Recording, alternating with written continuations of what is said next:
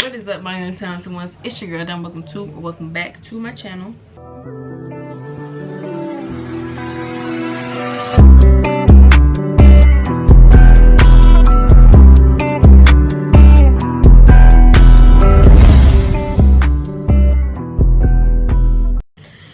So today we are going to react to story 1 of horror animated stories. It's in. Sorry. It's in a compilation. So this is story 1. We're gonna see what's it about and what happened. Also, before we even start the video, make sure you comment, subscribe, and share.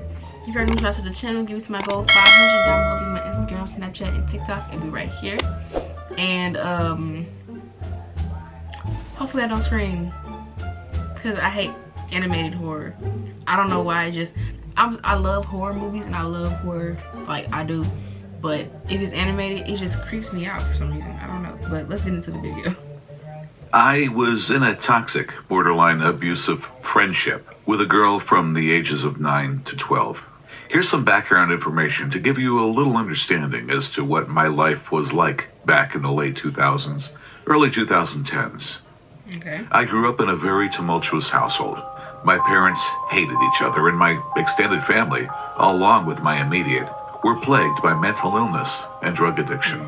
So, needless to say, I was a very anxious child who was drawn to unstable people, and suffice it to say, they were drawn to me. I was a shy 11-year-old girl who, like many others before me, used the internet as a way to vent my frustrations and anger about my home life.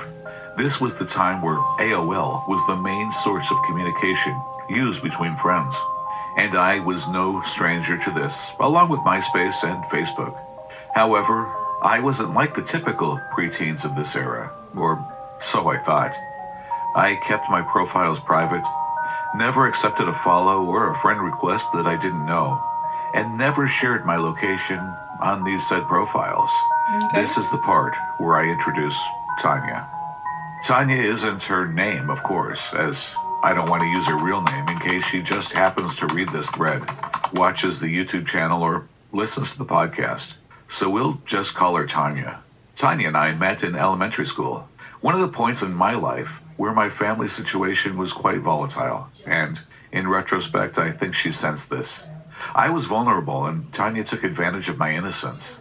She never really displayed any signs of her true intentions in the beginning, as they never usually do. She would do shady things every now and again, manipulate me into begging my mom to stay on the computer until the wee hours of the morning so we could go on not safe for work websites, ghost me when I didn't give her my favorite pen, or yell at me when I couldn't perfect a guitar solo on Guitar Hero. She did some other things to me that I believe my brain blocked out due to trauma. That's tough. My mom That's didn't sad, like her either. actually. Parents always have a weird intuition when it comes to friends, and I wish to God I would have listened to my mom before Tanya did what she did to me. Tanya's behavior changed for the worse when we turned 11. Tanya was openly jealous of my success in school. Granted, she was incredibly smart herself, but she always made it a point to mock me for having great grades, and would almost comment that since I wasn't pretty enough, having good grades would be a nice balance. Nice? Right. It took me a while to build my self-esteem up after all the snide remarks she would make about my weight and my face. And only now, as a 22-year-old, do I think that I'm beautiful and have a wonderful figure.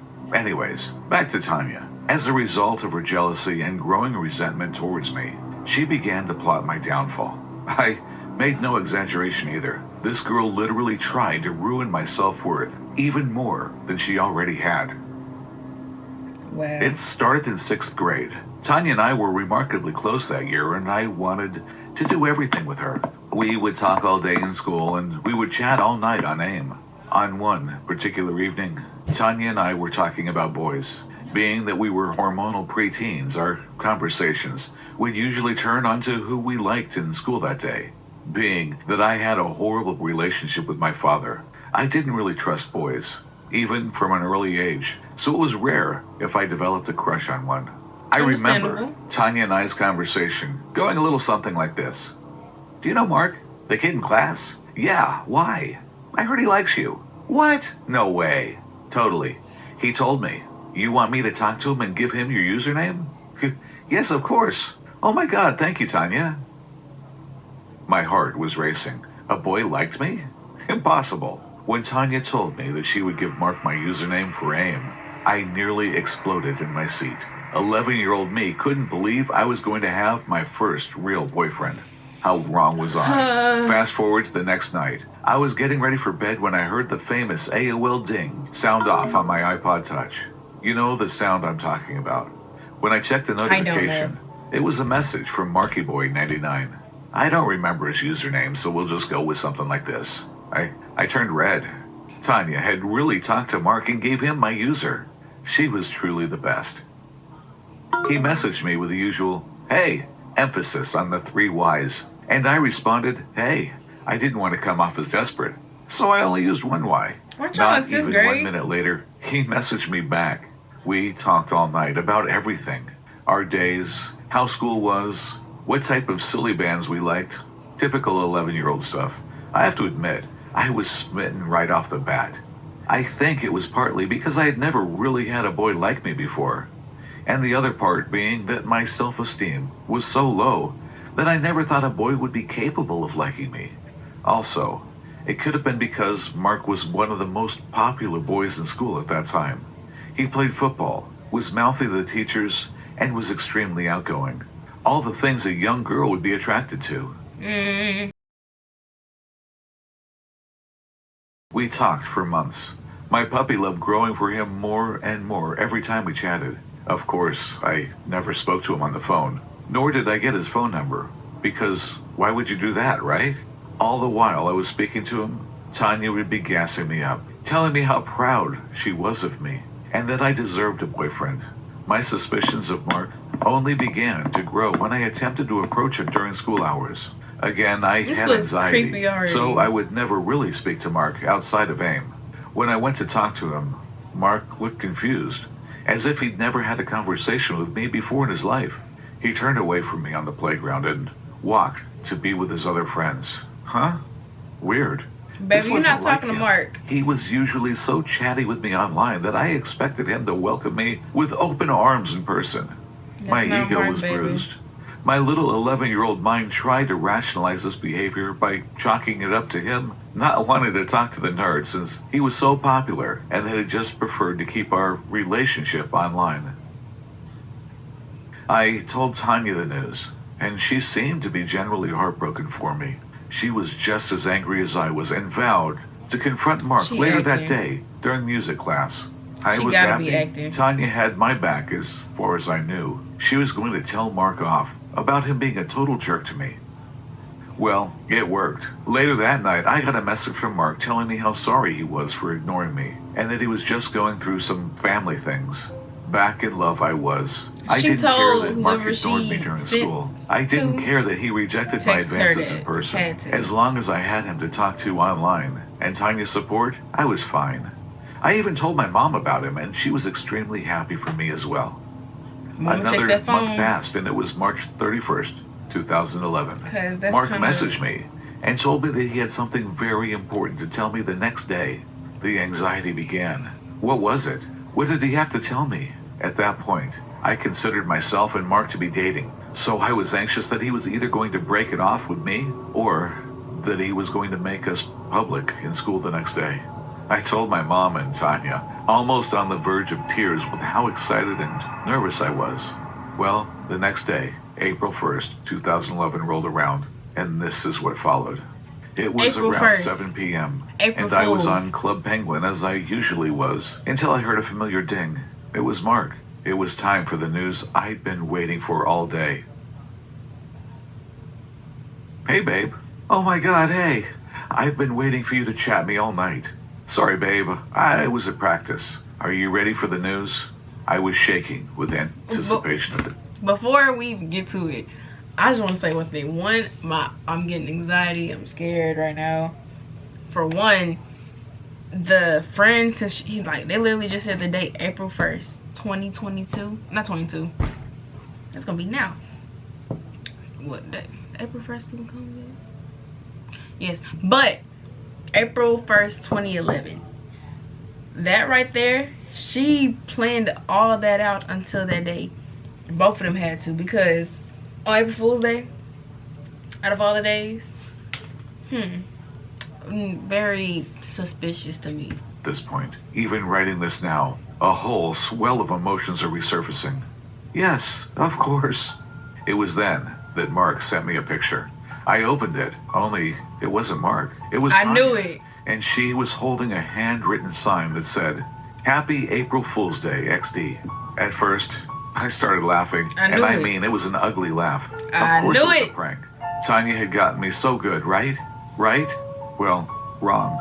It was then that the realization hit me that I started to sob. I felt betrayed and like a loser. Tanya had been behind Mark all along, and she had been planning this big joke since October of 2010. She had been so jealous that she pretended to be someone else and string along my emotions, which she knew I was already in a rough place mentally. She told me that I was stupid to even think that Mark would even like me in the first place, and that I was dumb for not asking for his number. Tanya had been at this for 6 months.